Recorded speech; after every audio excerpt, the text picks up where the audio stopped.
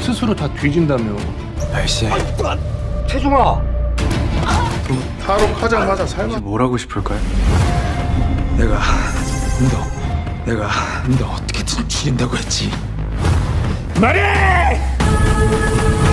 사람이 다 타깃이야. Halo para penonton setia, selamat datang kembali di channel ini. Terima kasih sudah selalu mengikuti pembahasan drama penuh intrik dan aksi ini. Hari ini kita masuk ke bagian yang paling menegangkan dari The Manipulated episode 7. Siapkan diri kalian, karena kisahnya semakin gelap dan penuh kejutan. Setelah berhasil melarikan diri dari cengkeraman Nen Yohan, Park Tae-jong kemudian mengunjungi kediaman Noh Yong-sik untuk bersembunyi sementara. Dengan kondisi tubuh yang terluka dan mental yang nyaris hancur, Tae-jong mencoba menenangkan pikirannya. Namun bayangan masa lalunya terus menghantui. Terutama luka mendalam akibat ulah Yohan yang telah merenggut orang-orang terdekatnya. Dalam persembunyian itu, Tae-jong mulai mempersiapkan rencana balas dendam yang lebih matang. Ia menyadari bahwa melawan Yohan bukan sekadar pertarungan kekuatan fisik, melainkan juga pertarungan kecerdikan, strategi, dan keberanian menghadapi kebenaran masa lalu yang selama ini disembunyikan. Langkah pertama yang ia ambil adalah menyelidiki identitas asli Yohan. Ia menemui Kim Sang-rak untuk menggali informasi lebih dalam. Namun Sang-rak terlihat ragu, seolah menyembunyikan sesuatu.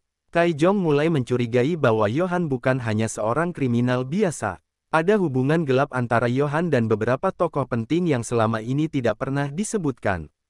Tae-jong semakin yakin bahwa Yohan memiliki sisi lain yang sangat berbahaya. Termasuk kebiasaan mengenaskan yang berkaitan dengan patung-patung pahatannya.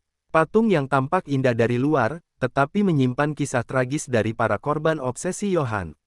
Dengan penyamaran sebagai salah satu pengawal Yohan, Tae-jong nekat melakukan penyusupan.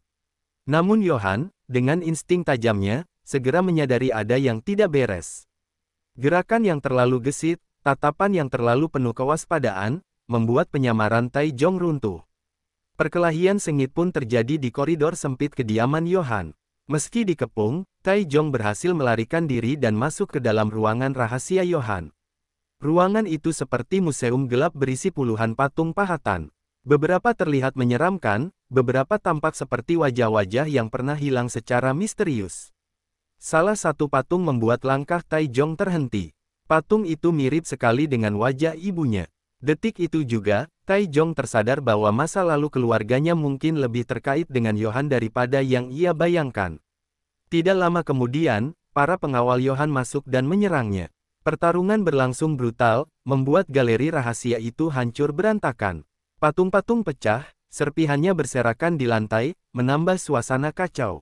Kemurkaan Nen Yohan pun meledak. Dengan ekspresi yang sulit dibaca, antara marah dan terobsesi, ia akhirnya turun tangan sendiri. Pertarungan mereka berlangsung sengit, saling bertukar pukulan dan strategi. Namun saat Tae-jong berusaha kabur, ia terjebak dalam sebuah ruangan berisi alat peledak. Ledakan besar terjadi. Tubuh Tae-jong terhempas keluar gedung dan jatuh menghantam sebuah mobil. Meski tubuhnya penuh luka, ia tetap memaksa diri bangkit. Aksi kejar-kejaran pun berlanjut di jalanan kota. Nen Yohan dan pengawal bersenjata lengkap terus mengejar tanpa henti. Semakin jelas bahwa Yohan ingin mengakhiri hidup Tae-jong dengan tangannya sendiri. Namun di tengah pelarian itu, Tae-jong menemukan petunjuk penting. Petunjuk yang berkaitan dengan proyek rahasia Yohan, sesuatu yang disebut-sebut sebagai proyek marionet. Sebuah proyek yang diyakini mampu memberi kekuasaan besar pada Yohan untuk mengendalikan banyak orang sekaligus. Tae-jong mulai memahami bahwa melawan Yohan berarti menghentikan proyek berbahaya ini sebelum terlambat. Dalam benaknya, tekad untuk membalas dendam berubah menjadi keinginan menyelamatkan lebih banyak nyawa. Lantas, apakah Park Tae-jong mampu lolos dari kejaran mematikan ini? Akankah ia berhasil mengungkap seluruh rahasia gelap Nen Yohan, termasuk hubungannya dengan ibunya, dan mampukah ia menghentikan proyek marionet sebelum menjadi bencana? Semua jawabannya akan terungkap pada episode 7 dan 8 selanjutnya, jadi, jangan lewatkan kelanjutan kisahnya. Terima kasih sudah menonton, jangan lupa like, komen, dan subscribe, serta aktifkan notifikasi loncengnya agar tidak ketinggalan update terbaru dari kami.